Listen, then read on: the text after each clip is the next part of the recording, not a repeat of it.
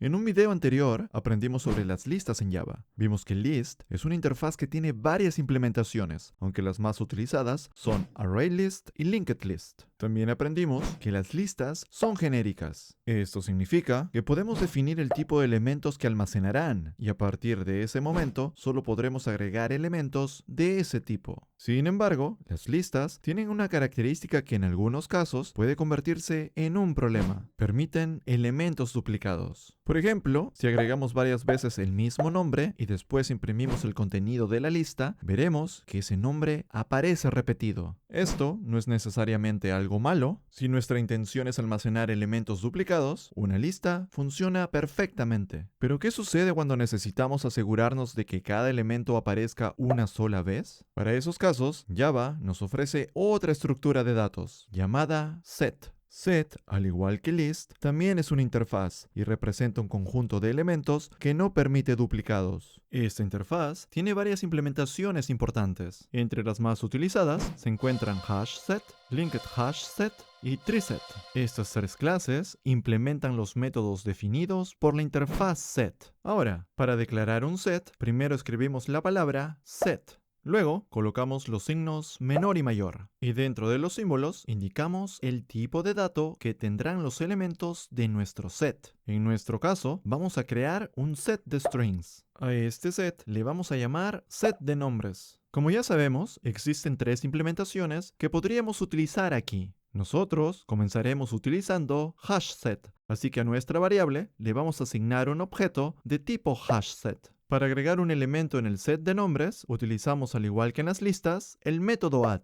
Y dentro de los paréntesis, ponemos el elemento que queremos agregar. En este set, solamente podemos agregar elementos de tipo string, ya que así lo definimos al declararlo. Nosotros vamos a agregar 5 nombres más, pero los últimos 3 estarán repetidos. Sin embargo, si imprimimos el set de nombres y ejecutamos la aplicación, podemos observar que cada nombre aparece solamente una vez. Y esa es precisamente la característica más importante de un set, que no permite elementos duplicados. Pero no sé si te has dado cuenta de algo. Si observamos bien, el orden en el que agregamos los elementos no es necesariamente el mismo orden en el que aparecen dentro del set. Esto se debe a que estamos utilizando un hash set, y esta implementación no garantiza ningún orden para sus elementos. Si para nosotros es importante mantener el orden en el que agregamos los elementos, debemos utilizar otra implementación. Me refiero al linked hash set. Así que reemplazamos hashSet por LinkedHashSet y ejecutamos nuevamente la aplicación. Nosotros podemos observar que sigue sin aparecer ningún elemento duplicado. Sin embargo, esta vez los nombres en el set aparecen en el mismo orden en el que los agregamos. ¿Y cuál es la diferencia con la clase TreeSet? Pues veámoslo. Así que ahora vamos a cambiar la implementación de nuestro set de LinkedHashSet a TreeSet. Ejecutamos la aplicación y podemos ver que se sigue respetando la regla de no permitir elementos duplicados. Pero esta vez los elementos tampoco aparecen en el orden en el que fueron agregados. Como nuestro set contiene strings, los nombres aparecen ordenados alfabéticamente. Y si tuviéramos un set de números enteros y agregáramos números en un orden aleatorio, incluso con algunos números repetidos, estos aparecerían dentro del set sin duplicados y ordenados de menor a mayor. Como puedes ver, la implementación TreeSet ordena los elementos del set según el orden correspondiente a su tipo de dato. Ahora vamos a borrar primero el set de números. Y como en este caso no necesito que el set mantenga ningún tipo de orden, vamos a volver a utilizar la implementación hashSet.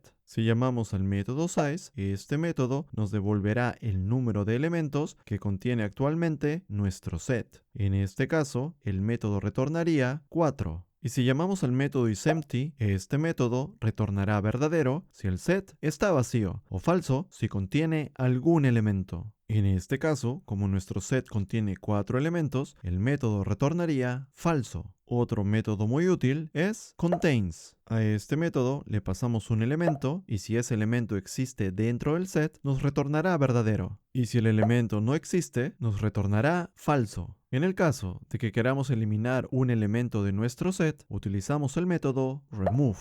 Simplemente le tenemos que pasar a este método el elemento que queremos eliminar. Si imprimimos el set y ejecutamos la aplicación, podemos ver que Freezer ya no se encuentra dentro del set. Y si ahora queremos eliminar todos los elementos de nuestro set, podemos utilizar el método clear. Si ahora imprimimos nuevamente nuestro set y ejecutamos la aplicación, podemos ver que nuestro set está vacío. Ahora vamos a eliminar las líneas donde usamos remove y clear. Si queremos recorrer los elementos de nuestro set, podemos utilizar un bucle for each. Por ejemplo, dentro del bucle podemos imprimir cada uno de los elementos del set. Y si ejecutamos la aplicación, podemos ver que todos los elementos del set se imprimen uno detrás de otro. Y ahora, déjame hablarte de otra diferencia importante entre una lista y un set. Una lista tiene el método get, que nos permite acceder a sus elementos a través de su índice. Sin embargo, si intentamos hacer lo mismo con un set, obtendremos un error, ya que los set no tienen el método get. Así que, si realmente necesitas acceder a los elementos de una estructura de datos a través de sus índices, probablemente necesites trabajar con una lista y no con un set. Lo bueno es que podemos crear una lista a partir de un set.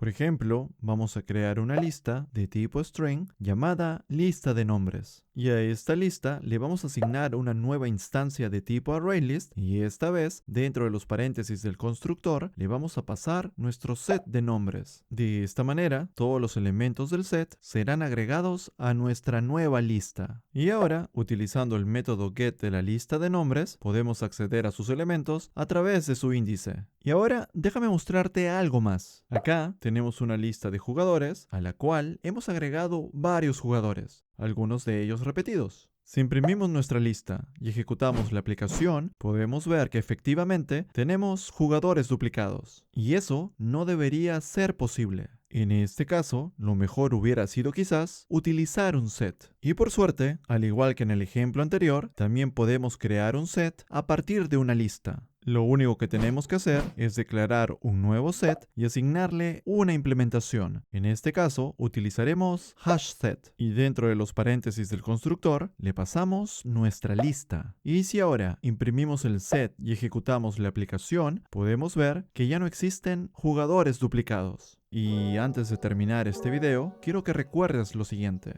Si necesitas acceder a los elementos de tu colección mediante índices, utiliza una lista. Pero si los índices no son importantes y lo principal es asegurarte de que no existen elementos duplicados, lo recomendado sería utilizar un set. ¿Y qué implementación de set deberías utilizar? Pues si necesitas mantener el orden en el que agregaste los elementos, puedes utilizar linked hash set. Y si necesitas que los elementos se mantengan ordenados según el orden natural de su tipo de dato, puedes utilizar treeset. Y si no necesitas ningún tipo de orden, lo recomendado es utilizar hashSet.